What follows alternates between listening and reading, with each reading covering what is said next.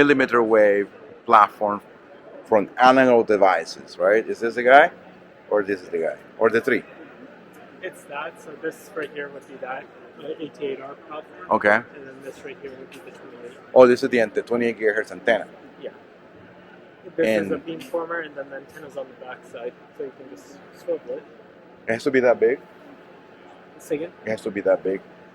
No, this is a reference design, so we would put extra items on. Okay, to measure things. And... Yeah. So it wouldn't necessarily be this big. So usually how big can this be made? So I suspect you could probably cut it down. So don't quote me on this.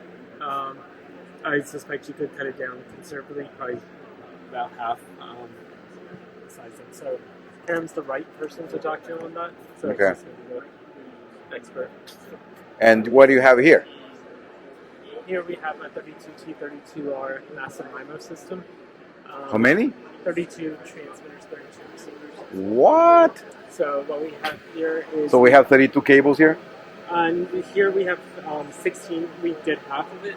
Okay. Primarily because we have the 16-channel version of the MTRX from KeySight. So This is the channel emulator? Or this is the... Okay. It's a channel emulator, so here we're using it to act as like 4 antennas by 4 antennas, so 16 channels. So it's a 4x4 array. So this is the baseband then? Okay, no. Or is it the RF? This is RF. Correct. Okay. Hello. So then this guy is the radio, right? Yes, this is the radio. So it's And where's the baseband then coming? So that would be the Marvell baseband chip, processing chip that's over here. Oh, okay. Does he have a dissipator? or doesn't he have a dissipator?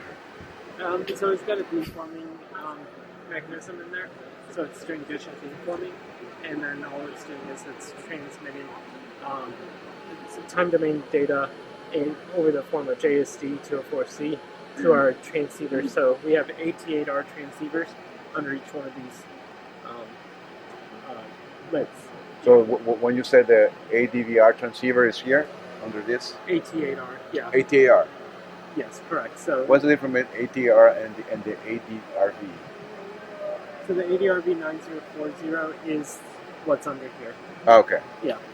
Okay, so got it. It has our digital front end functionality, which includes DPD, CFR, and channel up and down converters.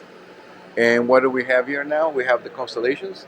Yeah, we have the constellation. So here we're only showing four of the channels constellations, 256 long. And that's the beam that's generated? That's the beam that's being generated. Supposedly, it's not transmitting. It is transmitting right now. No, but not really, like over here.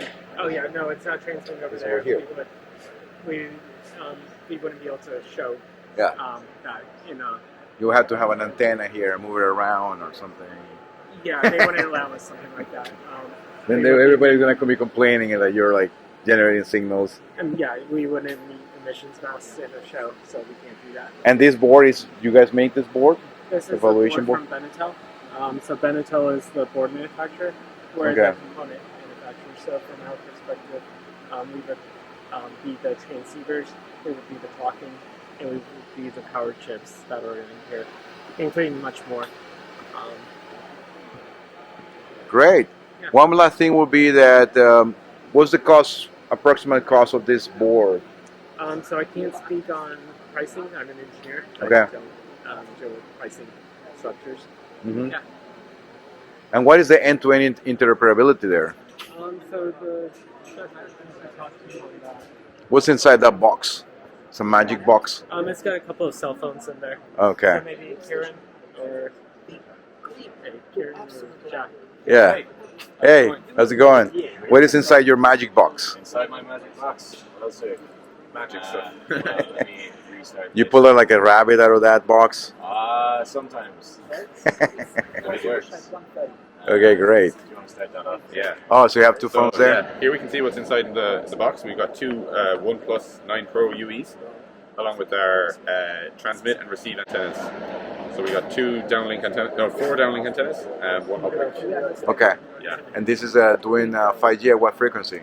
It's in the N78 band. So Okay. I think it's around 3.35. 3.35 gigahertz? Yeah. Something. So this is inside, it's over the air then, like Basically, that's why you have it locked. Yeah, exactly. Correct. Mhm. So the RF police don't come and shut us down. I guess that they had. I saw some guys actually here, the GSMA with an antenna checking. I don't know. I haven't seen them now myself. Thanks for watching TechEDTV with Dr. Edwin Hernandez. I hope you learned everything on 5G or a little bit from analog devices and their beamforming technology, this radio unit in the multi-millimeter wave spectrum. So stay tuned and get ready for more. Bye-bye.